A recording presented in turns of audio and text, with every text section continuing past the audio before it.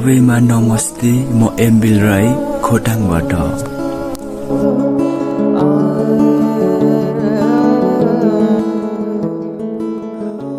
हुन त मैले युट्युब च्यानल खोलेको 1.5 वर्ष भयो होला, तर सधैँ एक्टिभ नभएको कारणले कहिले भ्लगहरू लाउँछु, कहिले गीतहरू लाउँछु, तर भिडियो एकै किसिमको भन्ने हुँदैन।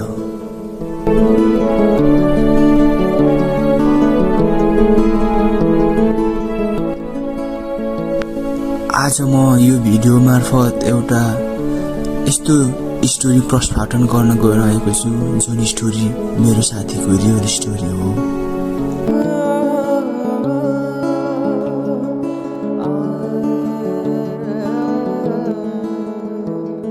हुन त मलाई खासै बोल्न आउँदैन। यदि भिडियोमा केही कमी कमजोरीहरू भएमा आफ्नै छोरा, आफ्नै नाति, आफ्नै दाइ, आफ्नै भाइ सम्झेर माफ गरिदिनु होला।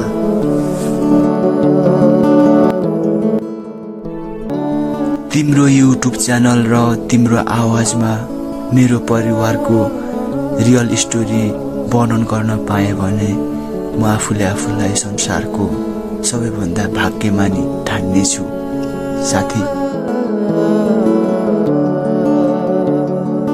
मम्मीले भन्नुभएको मेरो बाबा 14 वर्षको उमेरमा प्रदेश हिँड्नु भएको रे। समय बित्दै गयो। प्रदेशको लामो बसाइपछि मेरो बाबा गाउँ आउनु भयो रे। गाउँ आउनु भएको केही समयपछि मेरो बाबा र मम्मीको बिहे भयो।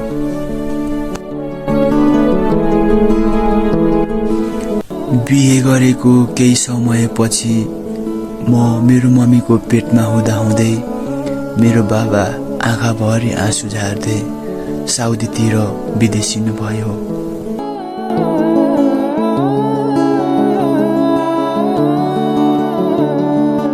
बाबा विदेश जानु भएपछि मेरो मम्मी घरमा एक्लो हुनुभयो अनि मम्मीको पेटमा म।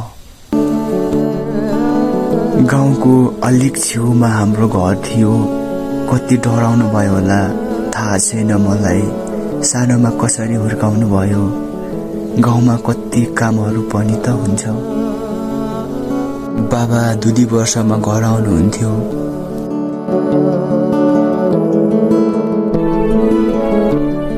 बिस्तारै भाइ बहिनीहरू पनि भयो। हामी जम्मा 2 भाइ 2 बहिनी।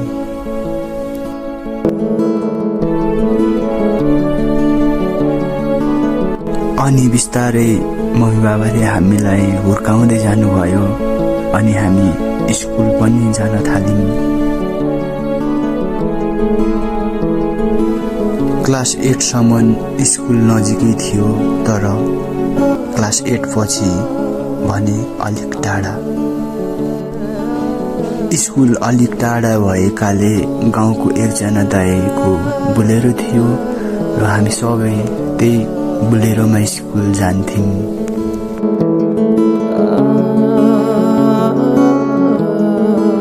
त्यो समयमा म क्लास 9 मा पढ्थेँ र एक दिन स्कुलबाट घर जाने क्रममा अलिक पर जंगलमा हामी भएको बुलेरोको एक्सिडेन्ट भयो।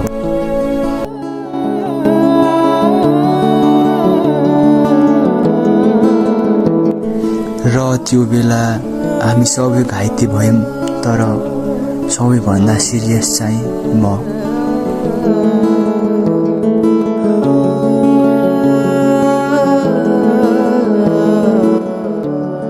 अनि मेरो एक्सिडेन्ट भएको कुरा घरमा कल गरेर भन्नुभएछ र मेरो एक्सिडेन्ट भएको कुराले मेरो बाबा एउटा जुत्ता र एउटा चप्पल लगाएर आत्तिदै एक्सिडेन्ट भएको ठाउँमा आउनु भएको थियो रे।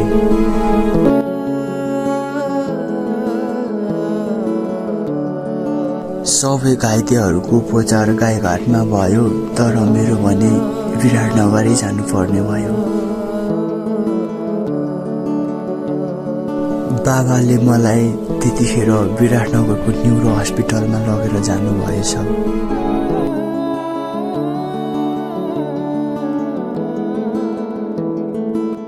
म भने बेहोसी थिएँ, मलाई केही पनि थाहा थिएन।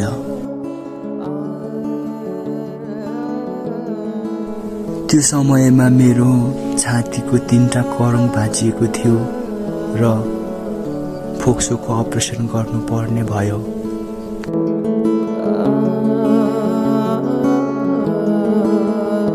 थाहा थिएन मलाई मेरो बाबा र मम्मीको मनमा कति पीडा भइरहेको थियो होला।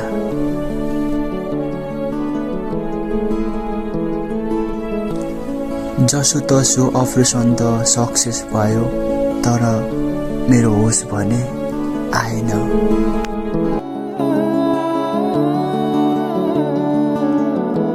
अपरेसन गरेको 4 दिनपछि बल्ल मेरो होस आएको थियो रे।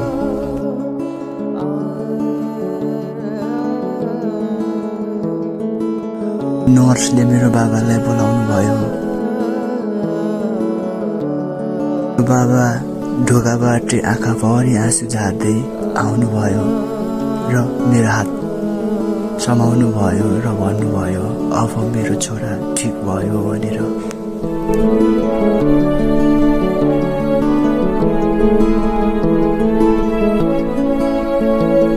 घरमा भने मम्मी चिन्ताले जहिले पनि रुनुहुन्थ्यो रे। मेरो बाबा विदेशबाट 3 महिनाको छुट्टीमा आउनुभएको थियो, तर मेरो लागि 77 दिन हस्पिटलमै बस्नु पर्यो।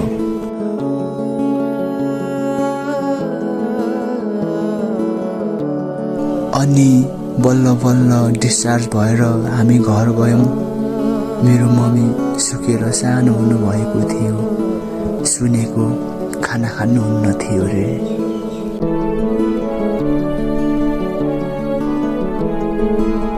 बिस्तारै म ठिक हुँदै गएँ। अनि फेरि स्कुल जान थालेँ। केही समय बित्दै गयो। एसई पनि गाउँबाट दिए अनि एसईमा राम्रैसँग पास भएको थिएँ। अनि एसई पछि मलाई काठमाडौँमा पढ्न पठाउनु भयो। काठमाडौँमा म छ्यामासँग बसेर कलेज पढ्न थालेँ। छ्यामाले पनि मलाई मम्मीले जस्तै माया गर्नुहुन्थ्यो।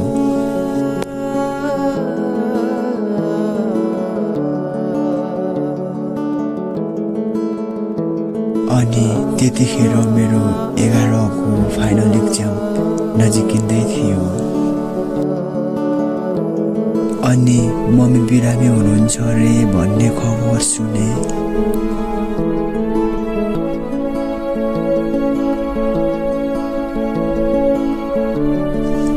मम्मीलाई उपचारको लागि काठमाडौँ ल्यायौँ।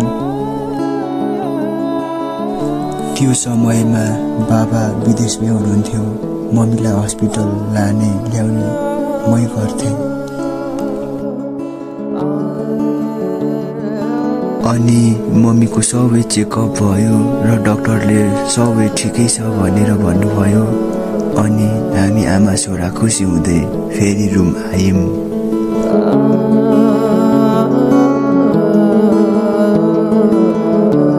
अनि मम्मीले भन्न थाल्नुभयो, भाइ बहिनी मात्रै घरमा छ, अब पर्सितिर घर जान्छु भन्दै भन्न थाल्नुभयो। नभन्दै बिहान भयो। अनि मेरो मम्मी बिहानै नुहाउनु थाल्नुभयो। अनि भाइ बहिनीलाई नै भोलि घर आउँदैछु भन्दै भन्नुभयो।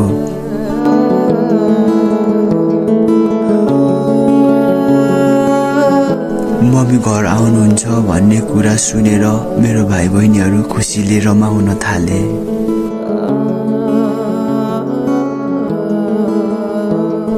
विदेशमा हुनुभएको बाबा र गाउँमा भएको भाइ बहिनीहरूसँग बोलेर भोलि घर जान्छु भन्दै खुसी हुँदै रमाउँदै सुत्नु भएको मेरो मम्मी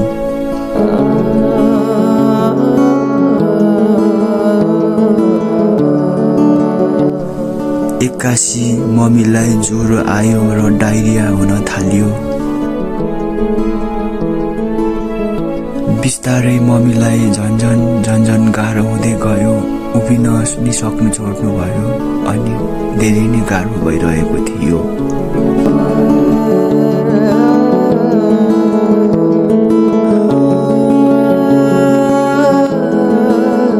भोलिपल्ट बिहानै मम्मीलाई हस्पिटल लग्यौँ। हस्पिटल त लग्यौँ तर हस्पिटल लगेको 10 मिनेटमा मम्मीलाई अझ धेरै गाह्रो भएको थियो। अनि डाक्टरले भन्नुभयो उहाँलाई धेरै गाह्रो भइरहेको छ, उहाँको बाँच्ने चान्स एकदमै न्यूनतम छ भन्दै सुनाउनु भयो।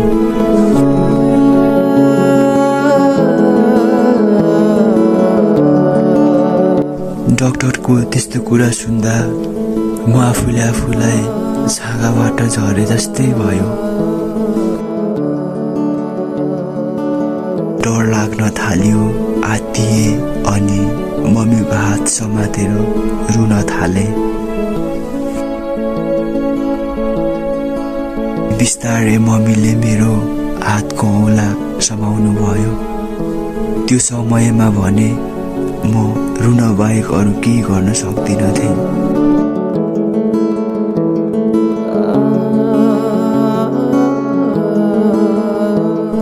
नभन्दै केही समयपछि मेरो मम्मीले मेरो आँखा अगाडि यो संसार छाडेर जानुभयो।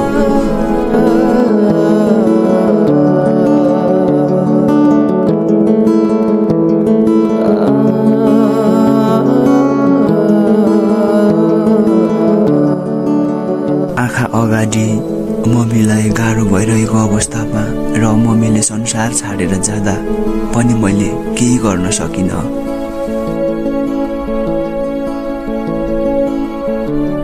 मम्मी आज घर आउनु हुँदैछ भनेर आश गरेको भाइ बहिनीलाई र विदेशमा हुनुभएको बाबालाई मम्मीको मृत्यु भएको कुरा सुनाउँदा के बित्छ होला भन्ने कुरा मनमा खेल्न थाल्यो।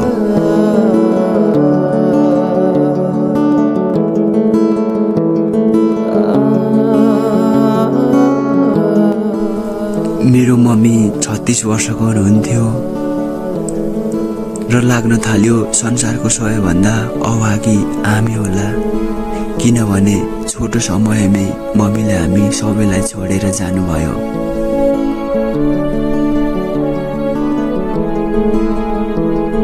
भाइ बहिनी सानै थियो।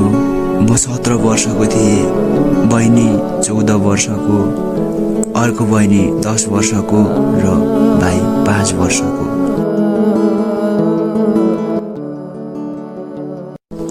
केही समयपछि बाबाले मलाई कल गर्नुभयो। सधैँ भिडियो कल गर्नुहुने बाबा त्यतिखेर अडियो कल गर्नुभयो।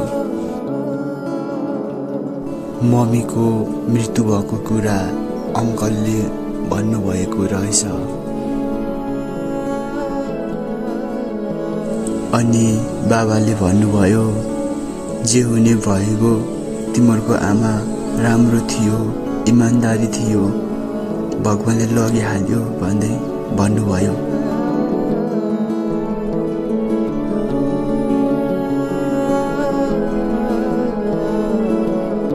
राम्रो मान्छेलाई भगवानले छिटै लग्छ भन्दै भन्नुभयो। चिन्ता नगर, बाबा र आमा दुवैको माया दिनेछु, म सबै सम्हाल्छु, तिमीहरू केही पनि चिन्ता नगर भन्दै सम्झाउन थाल्नुभयो। अनि म हुन्छ हस् बाहेक अरू केही पनि भन्न सकेको थिइनँ। केही समयपछि सबै आफन्तहरू आउनुभयो अनि परम्परा अनुसार मम्मीको सबै काम गर्यौं।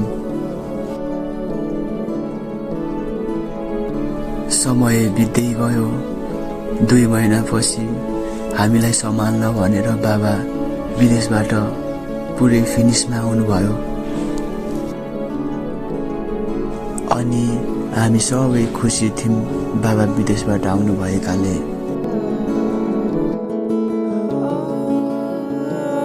दसैँको बेला थियो, बाबा उहाँको रुममा सुत्नुहुन्थ्यो। बाबाको रुममा खै के काम परेर म गएको थिएँ। आँखाभरि आँसु पारेर रुनुहुँदै थियो। बाबाले मम्मीलाई मिस गर्नुभयो होला।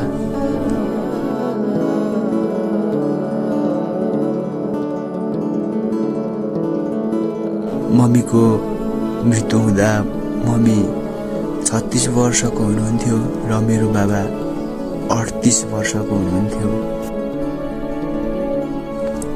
गाउँघरको सबै मान्छेहरूले मेरो बाबाको बिहे गरिदिनु खोज्नुहुन्थ्यो। अनि बाबा बिहे गर्न कहिले मान्नुहुन्न थियो। भन्नुहुन्थ्यो अब म बिहे गर्दिनँ भनेर। बिहे गरेर म छोराछोरीबाट टाढा हुन चाहन्न र अब यही छोराछोरीहरूको मुख हेरेर बस्छु भन्दै भन्नुहुन्थ्यो।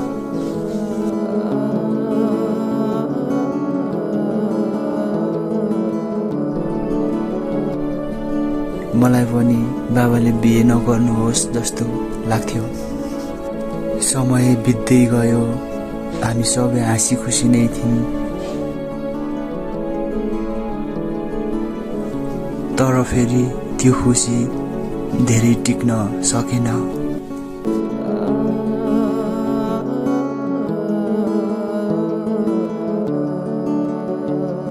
म पढ्नको लागि फेरि काठमाडौँ आएको थिएँ। भाइ बहिनी र बाबा गाउँमा बस्नुहुन्थ्यो।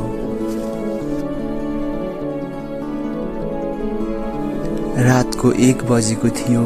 म सुतिरहेको थिएँ। घरबाट एक्कासी कल आयो। बाबा घरको भर्याङबाट माथि जान खोज्दा लड्नु भएछ।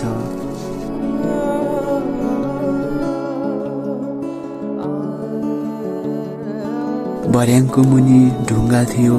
त्यो ढुङ्गोमा बाबा ठोकिनु भएछ। टाउकोमा चोट भएको कारणले बाबालाई धेरै गाह्रो भएको थियो रे।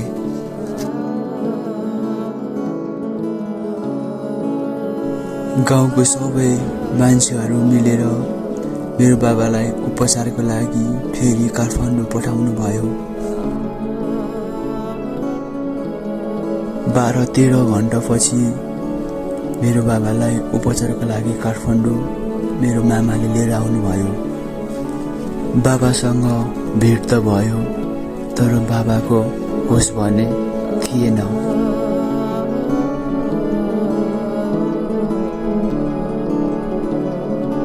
अरू मान्छेहरूलाई कुट्नु खोज्नुहुन्थ्यो र कसैलाई पनि चिन्नुहुन्न थियो बाबा। टाउकोमा गहिरो चोट भएको कारणले बाबाको टाउको अपरेसन गर्नुपर्ने भयो। डाक्टरले भन्नुभयो टाउकोमा गहिरो चोट भएको कारणले बाबाको होस आउने चान्स 50-50 छ। होस आउन नि सक्छ र नआउन नि सक्छ भन्दै भन्नुभयो।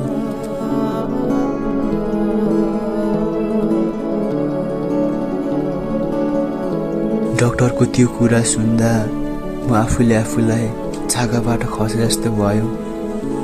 केही बोल्दै सकिन।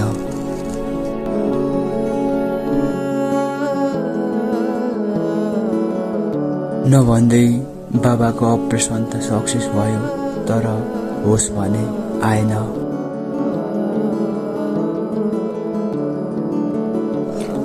दिनहरू बित्दै गयो। 1 हप्तासम्म बाबाको होस नआएको कुराले मनमा अनेकौं कुराहरू, धेरै कुराहरू खेल्न थाल्यो अनि चिन्ता बढ्न थाल्यो।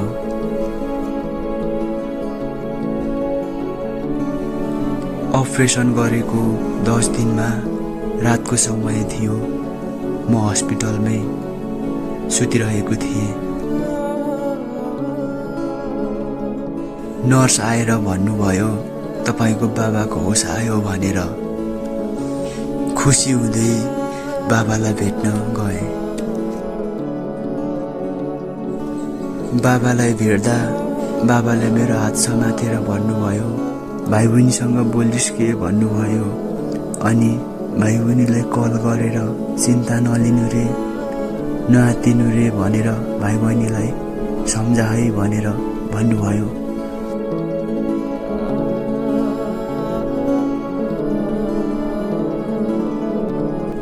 पैसाहरू के कस्तो छ, पैसा भएन भने यताउता खोजेर मलाई निको बना, निको भएको 2-3 महिनामा फेरि विदेश गएर तिर्छु भन्दै भन्नुभयो। म ठिक भए म फेरि तिमीहरूलाई सम्हाल्छु, केही पनि चिन्ता नगर, केही पनि बितेको छैन भन्दै सम्झाउनु भयो।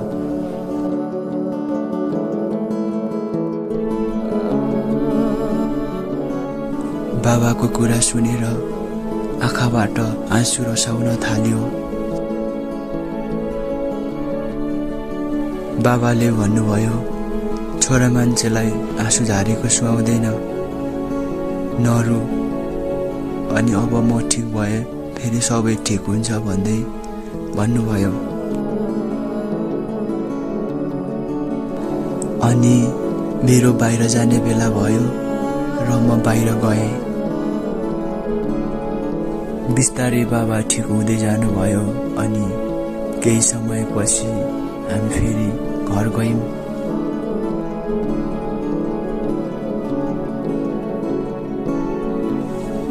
चार 5 महिनापछि बाबाले फेरि अब विदेश जान्छु भन्ने कुरा गर्नुभयो। बाबाको त्यो कुरा सुन्दा मैले नजानु पनि भन्न सकिनँ।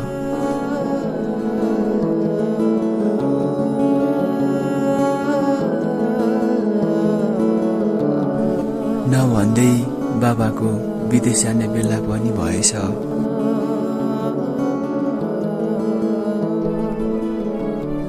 अनि अहिले बाबा दुबईमा हुनुहुन्छ। म काठमाडौँमा छु अनि मेरो सबै भाइ बहिनीहरू गाउँमा। मम्मीले हामीलाई चाँडै छाडेर जानुभए पनि मम्मीको मायाको कमी महसुस कहिले हुन दिनु भएन हामीलाई बाबाले।